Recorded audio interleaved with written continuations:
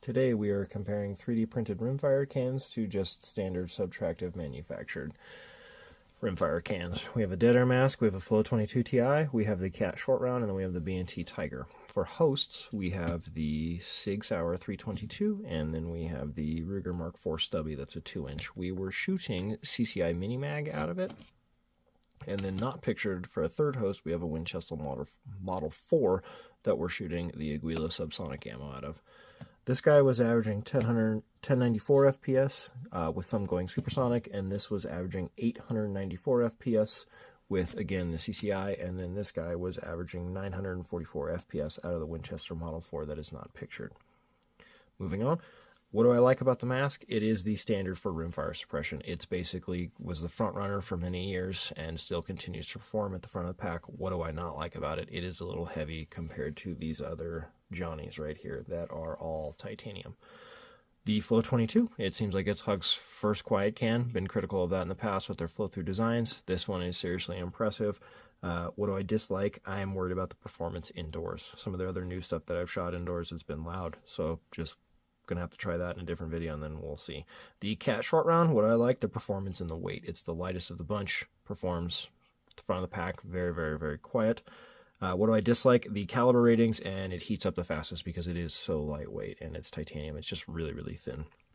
The Tiger, I like the performance, the weight, and the caliber ratings. You can shoot on a 223 bolt gun, 5.7, such and such. What do I dislike? The outer diameter. It's the thickest out of all of them, so if you're shooting like irons and you don't have big suppressor height irons, or even if you do and they're not quite tall enough, you may have to superimpose through the can, and it heats up quick. It doesn't heat up quite as quick as the Cat one, but it does heat up almost as fast, and, you know, again, that's something you do got to be worried about. It's hard to put a number how much better these 3D printed cans are than the Deadair mask, because again, the Deadair mask is kind of the baseline and has been for so long.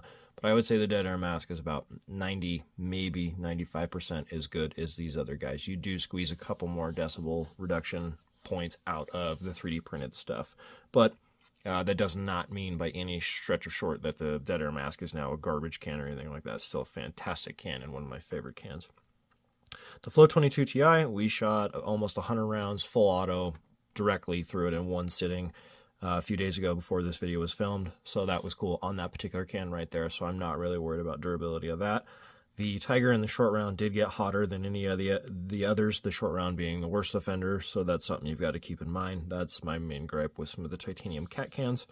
I am still worried about these things plugging up just over time, slowly leaving deposits that you're not going to be able to keep 100% clean like you can with the mask, because again, the mask you can take apart, and these other Johnnies over here you cannot take apart. Only time will tell with shooting and see how good these cleaners are.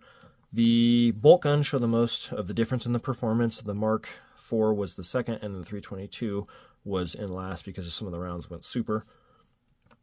The 322 was a toss-up. The Mark IV, the quietest, was the Flow in the short round. The Tiger was closer to the mask in performance.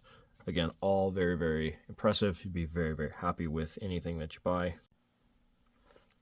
The Winchester 04 host had the largest gap in performance between the mask and then the other 3D printed cans, but I could not tell the difference between the performance or, you know, increase or decrease in these cans, other than there was a little bit of a gap between the mask and these three, because again, they're all so dang close in performance, and that's just, my ears can't tell the difference. So moving on to the shooting portion of this video.